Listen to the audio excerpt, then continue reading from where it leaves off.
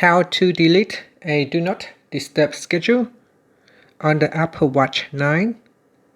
First, let's go back to the clock face by pressing on the crown button. And on the clock face, press on the crown button again to go into the home screen. In here, tap on the settings icon.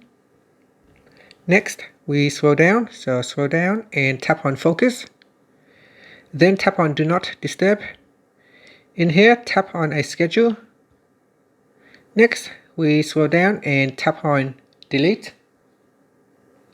And then tap on delete again to confirm. And that is how you can delete a Do Not Disturb schedule. You can continue this process to delete any other Do Not Disturb schedule that you not want to keep. And that's it. Finally, you can press on the crown button to return back to the clock face. Thank you for watching this video. Please like and subscribe to my channel for more videos.